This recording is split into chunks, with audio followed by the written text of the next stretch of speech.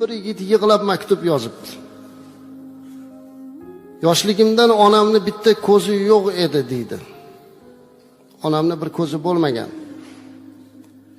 Men eng dahshatlisi o'rtoqlarim oldida onamni ko'rsatishdan uyalar edim. Chunki onamni ko'zi o'yilgan holatida juda xunuk ko'rinar edi. Do'stlarim, og'aynilarim bo'lganda ular iloji boricha onamga ko'zi tushmasin deyar edim. Maktabga ota-onalar yig'ilishi bo'lganda onam kelmasin deb o'ylardim, chunki otam olamdan o'tib ketgan edi 9 yoshimda deydi. Onam kelsa, yigitlar ko'rib onamni masxara qiladi, onamni ustidan kuladi. Men xijolatli holatda qolaman deb onamni ko'rsatmas edim. Bundan juda siqildim, juda qiynaldim. Oxiri boshqa joylarga o'qishga kirdim. O'sha joyda qolib ketdim. Shu onamni dahshatli yuzini ko'rmas maqsadida boshqa joyda yashadim. Uylandim, bola chaqa ko'rdim deydi u yigit.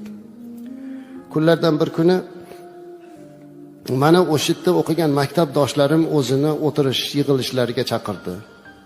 Men o'sha joyga bordim.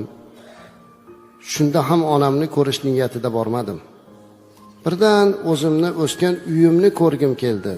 Borganimda onam olamdan o'tib qolgan ekanlar.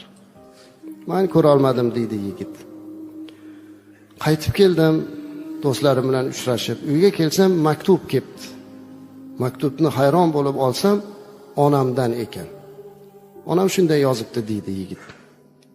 Jonim bolam, ko'zlari go'zal bolam, yuzlari go'zal bolam.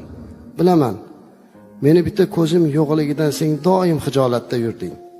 Ko'rinishim xuniyligidan uyalding, buni ham bilaman. Eshitishimga qaraganda do'stlaring bilan uchrashuvga kelishingni ham bildim. Uylanibsan, bola chaqali bo'libsan. Bir marta nabiralarini ko'rgani borganimda nabiralaringizni ko'rmang, qo'rqib ketishadi deb qaytarib yuboruvding. Qaytib keldim. Seni kelganingni eshitdim, meni oldimga kelmasligingni bildim, lekin seni salomatchiligingdan xursand bo'ldim. Senga bir haqiqatni butun umr yashirgan edim.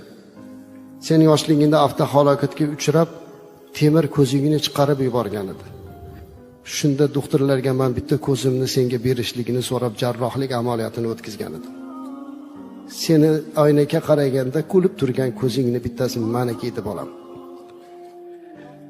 Men juda ham xursandman. Chunki agar seni o'shinda ko'zisiz qoldirganimda men kabi xorlangan bo'lib bolalaring sendan uyalgan bo'lar edi. Shuning uchun men bu ishimdan afsuslanmadim. Endi bu bola ushbu onasining xatini butun dunyoga joylab internet